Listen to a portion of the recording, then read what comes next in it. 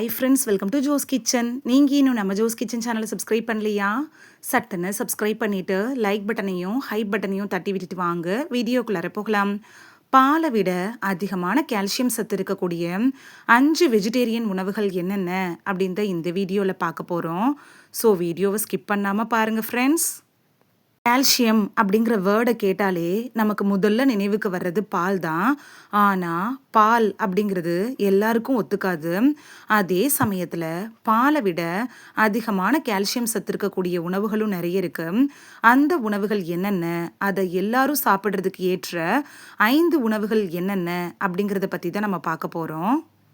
பால் பொருட்கள் எல்லாத்துலேயுமே கால்சியம் நிறைய இருக்கு.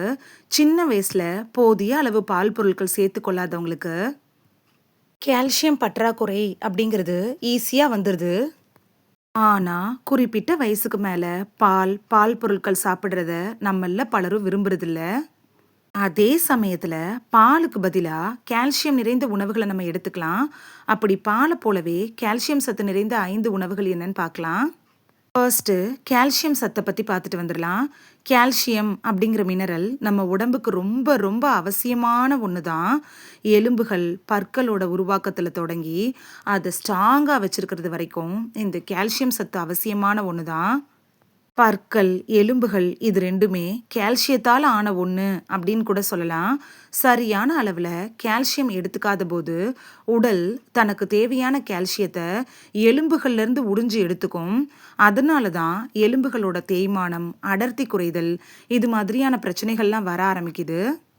ஃபர்ஸ்ட் ஒன் பாதாம் பருப்பு. நட்ஸ் வகைகளில் விட்டமின் இ, ஒமேகா 3 கொழுப்பு அமிலம், புரதங்கள் இதெல்லாம் ஏராளமான ஊட்டச்சத்துக்கள் இந்த பாதாம் பருப்பில் இருக்கு. நட்ஸில் பாதாமில் கால்சியம் சத்தும் அதிகமாகவே இருக்கு. 100 கிராம் பாதாம் எடுத்துக்கிட்டோம்னா அதில் 289 மில்லிகிராம் அளவு கால்சியம் நமக்கு கிடைக்கும். அதோட சேர்த்து நல்ல கொழுப்பு அமிலங்களும் இருக்கு. செகண்ட் ஒன் இலை காய்கறிகள். முட்டைக்கோஸ் இது மாதிரியான இலை வடிவ காய்கறிகளில் ஊட்டச்சத்துக்களோட பவர் ஹவுஸ் அப்படின்னு கூட சொல்லலாம். இதில் கால்சியமும் அதிகமாகவே இருக்குது. லாக்டோஸ் அலர்ஜி மாதிரியான பிரச்சனை இருக்கிறவங்க உங்களோட டயட்டில் அடிக்கடி இந்த இலை காய்கறிகளை அதிகமாக எடுத்துக்கலாம். முடிஞ்சிச்சுன்னா தினசரி சாலட்டில் கூட இந்த இலை காய்கறிகளை நீங்கள் எடுத்துக்கிறப்ப கால்சியம் பற்றாக்குறை வராமல் தடுக்கலாம். தேர்ட் ஒன் தாவர அடிப்படையிலான பால் வகைகள். லாக்டோஸ் அலர்ஜி இருக்கிறவங்களுக்கு அதிகமாக இந்த கால்சியம் பற்றாக்குறை ஏற்படுறதுக்கான வாய்ப்புகள் இருக்குது. நீங்கள்லாம் தாவர அடிப்படையிலான பாலை எடுத்துக்கலாம். இந்த பால் வகைகளை வீட்டிலேயே தயாரிக்க முடியும். அது என்னன்னு பார்க்கலாமா? ஓட்ஸ் பால், பாதாம் பால், தேங்காய் பால், சோயா பால் இது எல்லாமே தாவர அடிப்படையிலான பால் தான். இதில் பாலை விட அதிகமான அளவு கால்சியம் சத்து இருக்குது. Fourth one tofu. கால்சியம் தேவையை மட்டும் இல்லாமல் புரதச்சத்து பற்றாக்குறையும் சேர்த்து சரி செஞ்சுக்கணும் அப்படின்னு நினச்சிங்கன்னா உங்களுக்கான சூப்பர் உணவு டோஃபு தான். போதிய அளவு புரதமும் கால்சியமும் இதில் போதுமான அளவு இருக்குது. பால் அலர்ஜியோ கொலஸ்ட்ரால் பிரச்சனையோ இருந்துச்சுன்னா பால், பன்னீர் இதுக்கு பதிலாக நீங்கள் டோஃபுவை பயன்படுத்தலாம். ஃபிஃப்த்து ஒன் சியா விதைகள். சியா விதையில் நார்ச்சத்து, ஒமேகா 3 கொழுப்பு அமிலங்கள்லாம் நிறையவே இருக்குது. அதோடையே கால்சியம் சத்து கூட இந்த சியா விதையில் அதிகமாக இருக்குது. 30 கிராம் அளவு சியா விதையில் 170 மில்லிகிராம் வரையிலையும் கால்சியம் இருக்குது. தினமும் 1 ஸ்பூன் அளவு சியா விதைகள் நீங்கள் எடுத்துக்கிட்டிங்கன்னா கால்சியம் பற்றாக்குறையை ஓரளவுக்கு சரி செஞ்சுக்க முடியும்.